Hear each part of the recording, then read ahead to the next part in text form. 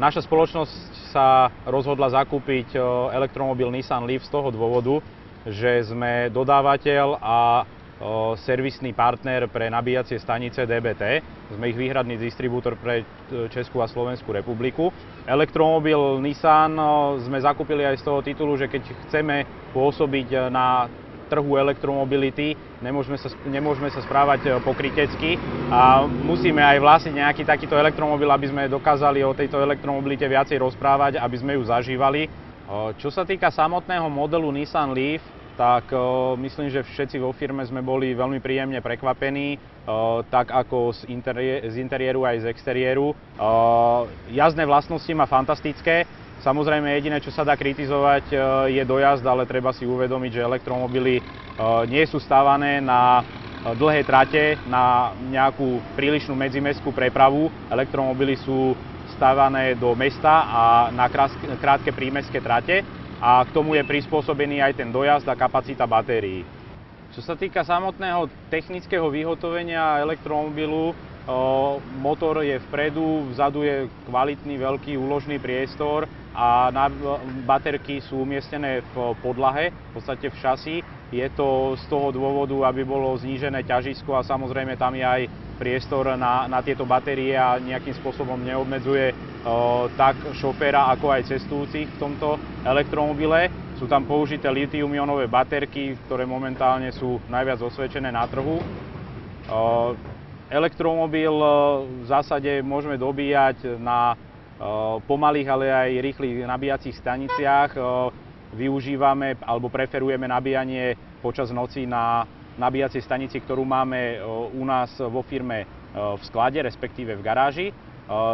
Táto nabíjacia stanica nám nabije elektromobil zhruba za nejakých 8 hodín, čo bohate postačuje. Na druhý deň je elektromobil pripravený na jazdy pre všetkých našich zamestnancov. Čo sa týka verejného nabíjania, najradšej používame našu rýchlo nabíjačku tuto v pozadí, ktorú sme teda my zafinancovali a postavili a tým sme teda priložili ruku k dielu samotnej elektromobility na Slovensku. Čo sa týka nákladov na prevádzku elektromobilu, ak teda odmyslíme jeho nákupnú cenu, ktorá je zatiaľ ešte relatívne vysoká, ale samozrejme tam sa musí zaplatiť ten vývoj, ktorý automobilky vložili do týchto modelov, tak samotné náklady na prevádzku elektromobilu sú veľmi príjemné a priaznivé. 2 € zhruba vyjde 100 km jazdy, ak teda ešte nezarátavam servisné náklady. Pri štandardnom spaľovacom motore tie náklady na 100 km sú asi 10 €, takže je to nejaká pätina ceny, takže tu je prvá úspora. Ďalšia úspora je úspora servisných nákladov, ktoré sú neporovnateľne menšie, pretože elektromobil nemá prevodovku, je tam priamy prevod na kolesa z motora, nemá žiadnu olejovú vaňu a okrem brzdovej kvapaliny a vody do ostrekovačov tam nie je treba meniť žiadne kvapaliny potrebné pre chod elektromobilu. Tým, že elektromotor brzdí prioritne do motora a tým pádom rekuperuje kinetickú energiu, premieňajú na elektrickú smerom do batérie, tak menej opotrebúváva štandardné čelusťové brzdy, takže tým odôvodňujem aj to, že interval výmeny brzd je oveľa dlhší ako pri štandardnom konvenčnom automobile.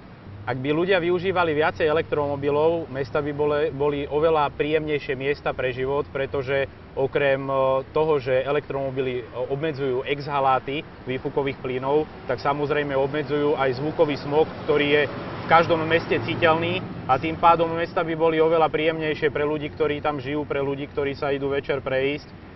Takže je vidno, že elektromobilita prináša bežnému človeku aj neelektromobilistovi veľa výhod. A preto o týchto výhodách treba rozprávať. Samozrejme sú tam aj isté nevýhody, o tých treba rozprávať tiež, ale treba túto tému dostať do povedomia ľudí natoľko, aby sme sa o elektromobiloch rozprávali v krčme večer pri pive takisto ako o nadúpaných autách a pekných ženách.